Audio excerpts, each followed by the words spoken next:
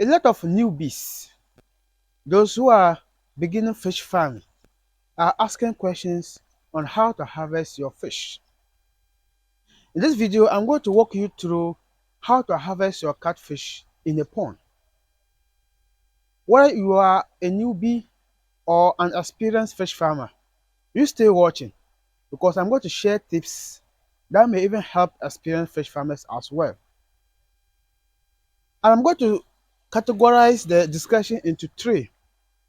That is pre-harvest, during harvest, and post-harvest. And in each of these three, we are going to look at activities that are involved in them. So please stay watching. If you are new to my channel, my name is Abdulaziz Issa. This is Aquaponics. And please, if you have not subscribed to the channel, please do so. And let's keep learning together and grow our fish.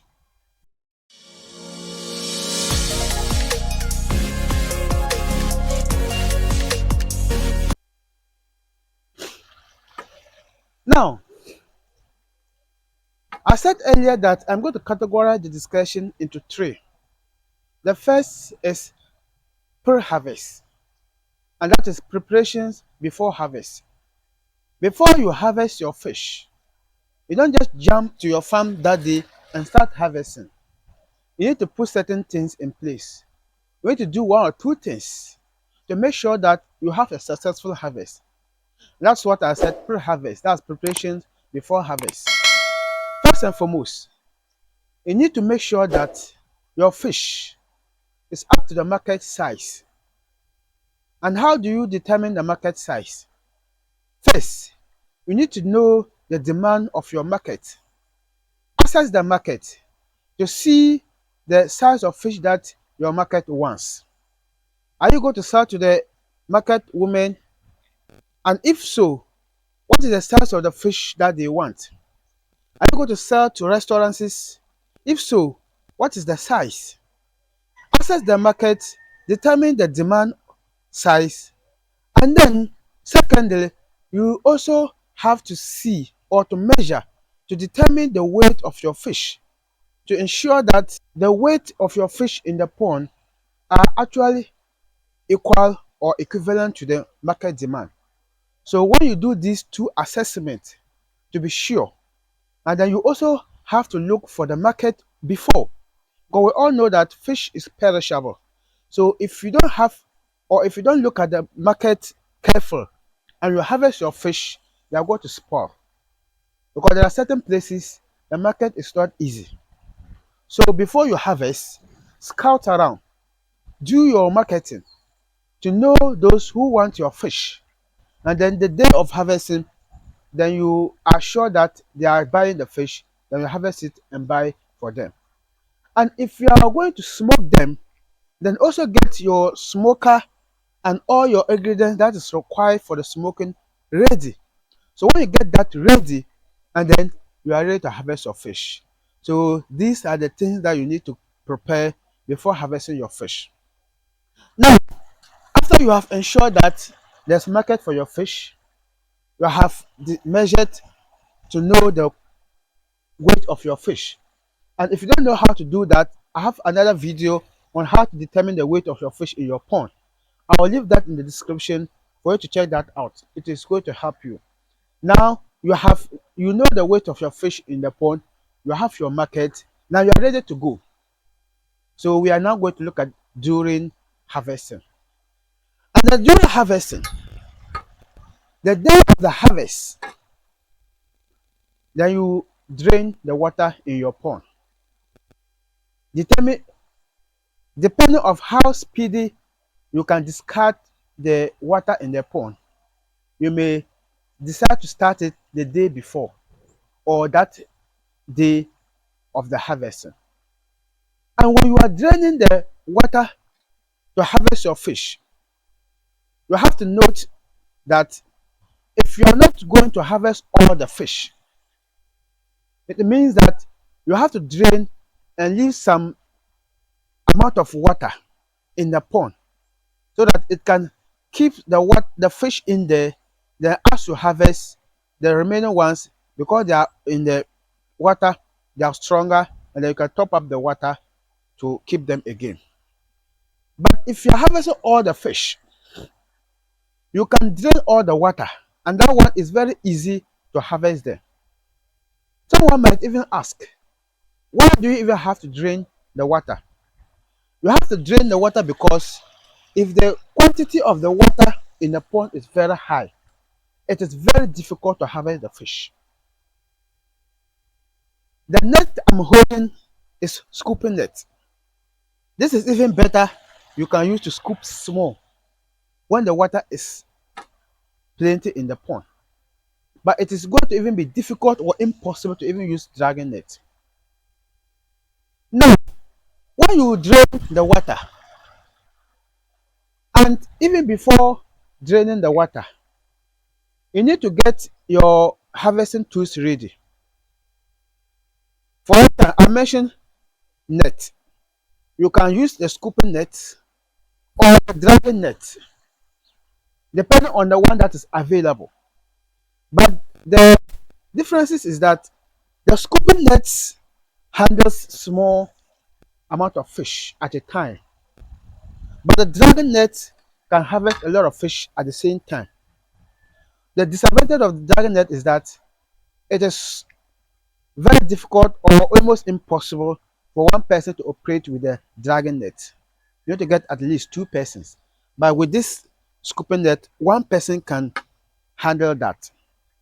Now you need to get your nets ready. You need to also get your harvesting basket, basins, and the things that you're going to harvest your fish in also ready. And lastly, you need to get your scale ready. Very important, especially if you are going to scale your fish. And I recommend you scale your fish. And the best scale to use is a digital scale.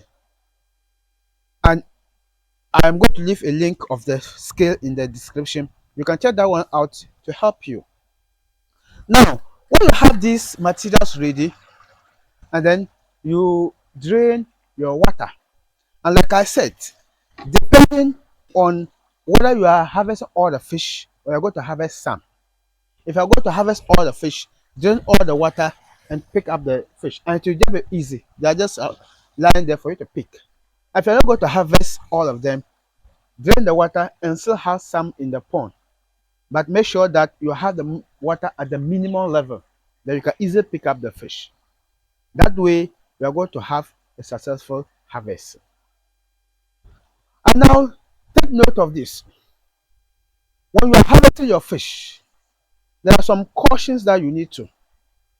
First and foremost, make sure that you do not feed your fish on the day of harvest. For instance, if I'm harvesting my fish this morning, I will not feed them this morning. When I feed them the previous day, that yesterday, and then it is sufficient. And the reason is that you are going to take the fish through stress. And when they eat and you take them through the stress, they vomit the feed.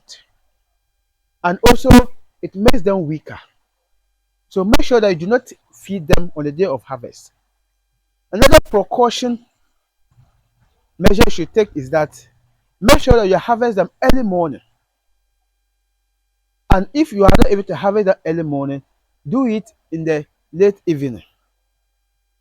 At least harvest them at a time the sun is not hot.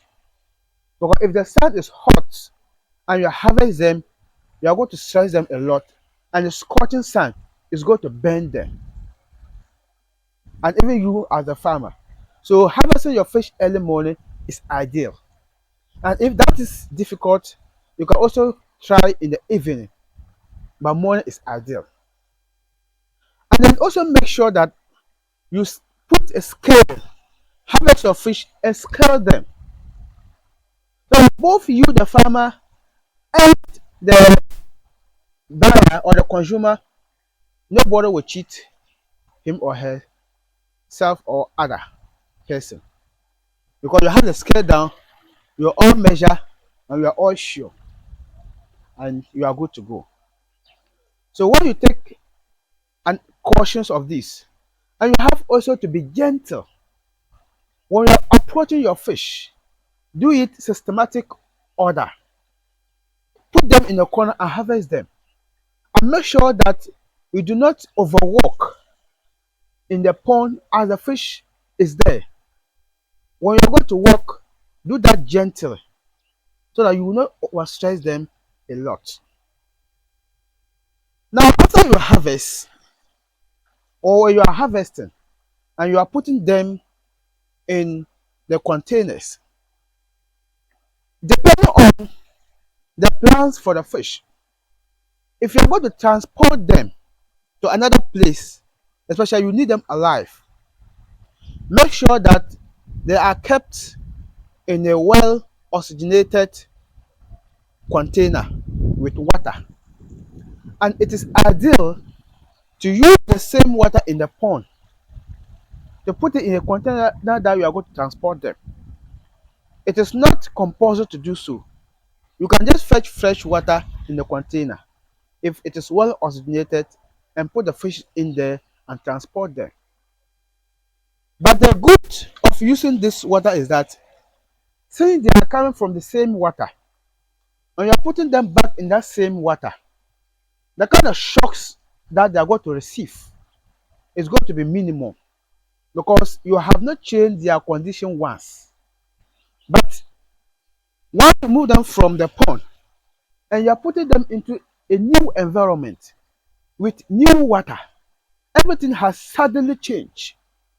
They are going to receive shocks and it will stress them. So make sure that you can use the same water in the pond, especially if the water is not too dirty. Even if it is too dirty, you can add clean water and put some there so that you will not change their condition once to shock them. And also depending on the quantity of the fish that you are transporting.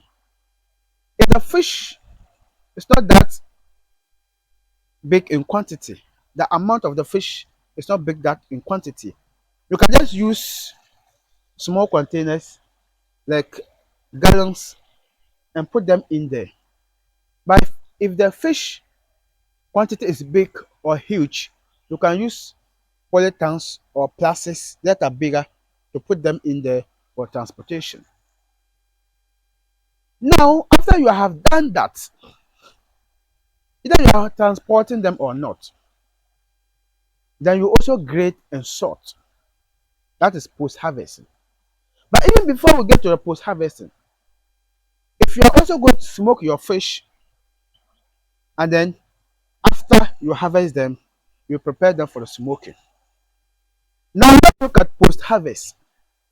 You have harvested your fish by the procedures that I've enumerated. Now, what you have to do is that depending on the reason for harvesting the fish, you need to grate them or sort them. If I say sort them, you separate them according to the sizes. You can put the bigger ones in one place and smaller ones at another place. That way, you are going to have uniform fish.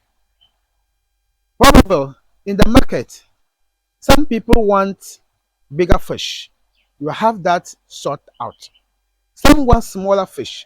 You have that one sort out. And in case you are also going to smoke them, if you are going to smoke the smaller fish, they are separated. If you are going to smoke the larger ones, they are separated. And someone, if you are wondering how to smoke your fish, after another very beautiful video step by step of how to harvest and smoke your fish, I will leave that one too in the description for you to check it out. Now, after you have graded them and sorted them, another thing you have to also note is that you need to process the fish, either for the consumer or for yourself if you are going to smoke. And if I say smoke, processing the fish, especially catfish, are very slimy in nature, and sometimes it is difficult for people to wash the slime off, especially if they're not experienced in catfish. So sometimes they may rely on you as a farmer to do the processing for them. If that is the case, You can easily wash that out. I have another beautiful video on how to wash out the slime of catfish. Check that one too out in the description. Now, when you wash them out, then if the person wants to cut it into pieces, then you do so. If the person doesn't want, then leave it like that. If you're going to smoke, you take the same procedure. You wash it out, quench it, and if you are cutting again, you cut it and put it in your smoker, and you are good to go. But note, when you have processed it, then what you should also do is what we call quality assurance. And what you have to make sure you do is that make sure you give your customers the higher quality fish ever. Because if you give them high quality fish, you expect that when you have fish again, they'll come and buy. Make sure that you satisfy them. And satisfaction here depends on the fish that you are giving them. And when you do so and they are satisfied, then you are sure that you have quality assurance. And then future when you need them or when you have fish, you can rely on them again to buy your fish. That's the quality assurance. And the last thing is marketing. Probably, even though earlier you have scouted and you have checked the market and you have gotten those who are going to buy possible, after harvesting, you contact them either to come for their fish. Or possible you have smoked them. For the smoked fish, if you smoke it very well and well dry, you can keep it for a longer time. We smoke fish here, and there are times you can keep them up to a month or more, 2 or more, and the fish is as fresh as they were smoked. If you smoke well, you can keep them like that, and you are marketing. So that's where we come into marketing your fish. And this is very tedious or very difficult for a lot of farmers. Marketing fish is not easy. Thankfully, there are several ways that you can do the marketing. Contacting the market women, contacting restaurants, using online tools such as social media like Facebook, TikTok, Pinterest, and any social media that you can talk about. Now, when you are marketing, then you get your market and sell your fish. Please, if you have found value in this video so far, what I need from you is give me the subscription, like the video, comment and share, and I will respond to all your comments.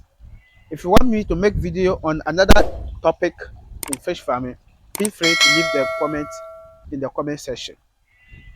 So, briefly, that is how to harvest your fish, especially catfish in the pond. This applies to all the fish. When you are done, then you are ready to stock your new fish. So when you are done, then you have to wash off your pond and you're ready to set up another one if you have harvested your fish completely. And now I have a video on how to wash the tapoli pond after harvest. I'll leave that one too in the description.